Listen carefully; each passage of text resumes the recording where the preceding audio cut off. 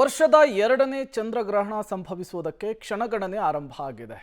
ಈ ಬಾರಿಯ ಚಂದ್ರಗ್ರಹಣದಿಂದ ಪ್ರಕೃತಿಯ ಮೇಲೆ ಯಾವ ರೀತಿಯ ಪರಿಣಾಮ ಬೀರುತ್ತೆ, ಜಾಗತಿಕ ಮಟ್ಟದಲ್ಲಿ ಏನೆಲ್ಲ ಬೆಳವಣಿಗೆಗಳಿಗೆ ಸಾಕ್ಷಿಯಾಗುತ್ತೆ ಅಂಥೇಳಿ ಪಬ್ಲಿಕ್ ಟಿವಿಯಲ್ಲಿ ಹಿರಿಯ ಜ್ಯೋತಿರ್ವಿಜ್ಞಾನಿ ಪ್ರಕಾಶ್ ಅಮ್ಮಣ್ಣಯ್ಯ ಅವರು ವಿವರಿಸಿದ್ದಾರೆ.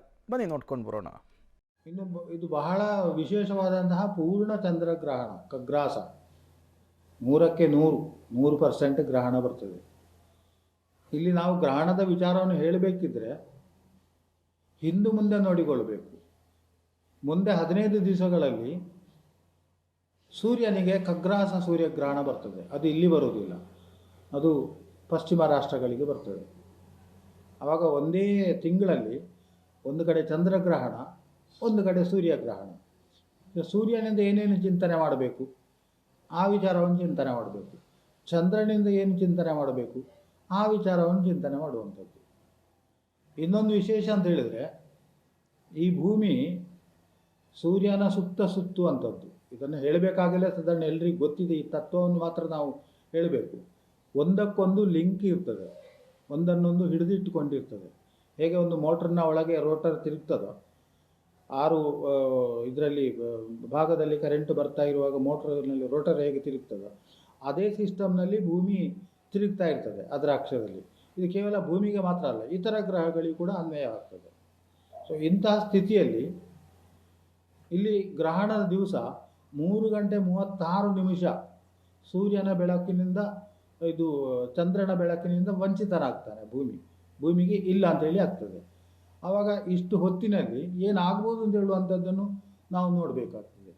1 ಸೆಕೆಂಡ್ನಲ್ಲಿ ಮೋಟ್ರು ಕರೆಂಟ್ ಪ್ರವಾಹ ನಿಂತು ಹೋಗಿಬಿಟ್ರೆ ಏನಾಗ್ತದೆ, ಸಡನ್ನಾಗಿ ಏನೋ ಒಂದು ಸೌಂಡ್ ಬರ್ತದೆ, ಮೋಟ್ರಿಗೆ ತೊಂದರೆಗಳು ಬರ್ತದೆ, ಇಂಥದ್ದೆಲ್ಲ ಸಮಸ್ಯೆಗಳು ಬರ್ತದೆ. ಅದೇ ತತ್ವದಲ್ಲಿ ಇಡೀ ಭೂಮಿಗೆ ಸಂಬಂಧಪಟ್ಟು ನಾವು ನೋಡಿದಾಗ ಭೂಮಿಯ ಮೇಲೆ ಅಷ್ಟು ಹೊತ್ತು ಚಂದ್ರನ ಕಿರಣಗಳು ಬರುವುದಿಲ್ಲ, ಅದಕ್ಕೆ ಅಡ್ಡಿ ಆಗ್ತದೆ. ಸೂರ್ಯನ ಕಿರಣಗಳು ಚಂದ್ರ ಅಡ್ಡಿ ಆಗುವಂಥದ್ದು.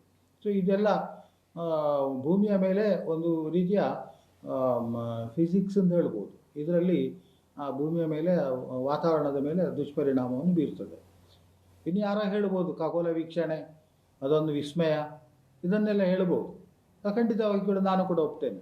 ಖಗೋಳ ವೀಕ್ಷಣೆ ಮಾಡುವವರಿಗೆ ಅದೊಂದು ಅದ್ಭುತವಾದಂತಹ ಒಂದು ದೃಶ್ಯ. ಅದನ್ನು ನಾವು ಕೂಡ ನೋಡ್ಬೋದು, ಬರೀ ಕಣ್ಣಿನಿಂದ ನೋಡಬಾರ್ದು, ಉಪಕರಣಗಳ ಮೂಲಕ ನಾವು ನೋಡ್ಬೋದು. ಒಳ್ಳೆಯ ದೃಶ್ಯವೇ. ಆದರೆ ಒಳ್ಳೆಯ ದೃಶ್ಯ ಆದರೂ ಕೂಡ ಅದರ ಪರಿಣಾಮವನ್ನು ಕೂಡ ನಾವು ಯೋಚನೆ ಮಾಡಬೇಕಾಗ್ತದೆ. ಏನೆಲ್ಲ ಆಗ್ತದೆ ಇದರ ಚಿಂತನೆಯನ್ನು ಮಾಡಬೇಕು. ಈಗ ನೋಡಿ, ನಿಮ್ಗೆ ಎಷ್ಟೋ ಜನರಿಗೆ ಕುತೂಹಲ ಇರ್ಬೋದು, ನನ್ನ ರಾಶಿಗೆ ಹೇಗೆ, ನನಗೆ ಭವಿಷ್ಯ ಹೇಗೆ, ಗ್ರಹಣದಿಂದ ನಮಗೂ ಕೇಳ್ತಾ ಇರ್ತಾರೆ, ತೊಂದರೆಗಳು ಬರ್ತದೋ ಹೀಗೆಲ್ಲ. ಇಲ್ಲಿ ನಮಗೆ ತೊಂದರೆ ಬರಬೇಕಿದ್ರೆ ಈ ವಾತಾವರಣಕ್ಕೆ ತೊಂದರೆ ಬರಬೇಕು.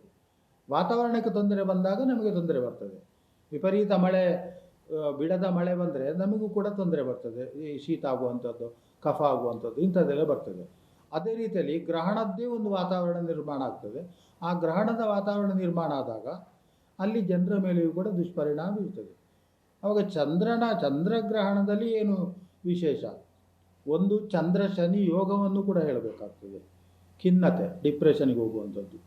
ಇನ್ನೊಂದು ರಾಹು ಮತ್ತು ಚಂದ್ರ ಒಟ್ಟಿಗೆ ಸೇರಿದಾಗ ಅಲ್ಲಿಯೂ ಕೂಡ ನಾವು ಅದನ್ನು ಮಾನಸಿಕ ಅಸ್ವಸ್ಥತೆಯನ್ನು ಹೇಳ್ತೇವೆ. ಆದರೆ ಎಲ್ಲರೂ ಮಾನಸಿಕ ಅಸ್ವಸ್ಥರಾಗ್ತಾರೆ ಅಂತೇಳಿ ನಾನು ಹೇಳಲಿಕ್ಕಾಗೋದಿಲ್ಲ. ಇಲ್ಲಿ ಬೇರೆ ಗ್ರಹಗಳ ಮೂಲಕ ನೋಡಬೇಕಾಗ್ತದೆ. ಗುರು ಹೇಗಿದ್ದಾನೆ, ಆಮೇಲೆ ಇತರ ಗ್ರಹಗಳು ಬುಧ ಶುಕ್ರರೆಲ್ಲ ಹೇಗಿದ್ದಾರೆ, ಇದನ್ನೆಲ್ಲ ನೋಡಬೇಕಾಗ್ತದೆ. ಆದರೂ ಕೂಡ ಅವರ ತತ್ವ ಅದು. ಚಂದ್ರನಿಗೆ ರಾಹುಗ್ರಸ್ತ ಗ್ರಹಣ ಬಂದಾಗ ಏನು ಸಮಸ್ಯೆ ಬರ್ತದೆ, ಖಿನ್ನತೆ ಬರ್ತದೆ ಅಂತೇಳಿ. ಈಗ ನಾವು ಸಾಮಾನ್ಯವಾಗಿ ಗ್ರಹಣದ ಫಲವನ್ನು ನಾವು ಈಗಾಗಲೇ ನೋಡಿದ್ದೇವೆ. ನಾನು ಎಷ್ಟೋ ಸಲ ಹೇಳಿದ್ದೇನೆ. ಪಶ್ಚಿಮ ರಾಷ್ಟ್ರಗಳಲ್ಲಿ ಬಂದಂತಹ ಗ್ರಹಣದ ಫಲದಲ್ಲಿ ವಿನಾಕಾರಣ ಕಲಹಗಳು, ಆಮೇಲೆ ಯುದ್ಧಗಳು, ಒಂದು ಸಣ್ಣ ಪ್ರತಿಷ್ಠೆಯ ಪ್ರಶ್ನೆ, ಒಂದಿಷ್ಟು ಜಾಗವನ್ನು ನಾನು ಬಿಡುವುದಿಲ್ಲ ಅಂತ ಹೇಳುವಂಥದ್ದು. ಇನ್ನು ನನಗೇನೋ ಸ್ವಲ್ಪ ಮಾತಿನಲ್ಲಿ ಅಡ್ಡ ಬಂದರು, ನನಗೆ ಬೆಲೆ ಕೊಡಲಿಲ್ಲ, ಈ ರೀತಿಯಲ್ಲಿ ನಾವು ಈಗ ಜಾಗತಿಕ ಮಟ್ಟದಲ್ಲಿ ನೋಡಬೇಕಿದ್ರೆ ಡೊನಾಲ್ಡ್ ಟ್ರಂಪ್ ಅವರು ಭಾರತಕ್ಕೆ ತುಂಬ ಹತ್ತಿರದಲ್ಲಿದ್ದರು, ಈಗ ಏನೋ ವಿಮುಖರಾಗಿದ್ದಾರೆ. ಅದಕ್ಕೆ ಕಾರಣಗಳು ಬೇರೆ ಇರ್ಬೋದು. ಇದರ ಪರಿಣಾಮವಾಗಿ ನಮ್ಮಲ್ಲಿರುವಂತಹ ಒಂದು ಆಡಳಿತ ವ್ಯವಸ್ಥೆ, ಈಗ ಮೋದಿಯವರ ಆಡಳಿತ ಉಂಟು, ಅವರು ಖಿನ್ನತೆಗೆ ಬರಲಿಲ್ಲ. ಅವರು ಅದಕ್ಕೆ ಬೇರೆ ಮಾರ್ಗವನ್ನು ನೋಡಿಕೊಂಡ್ರು.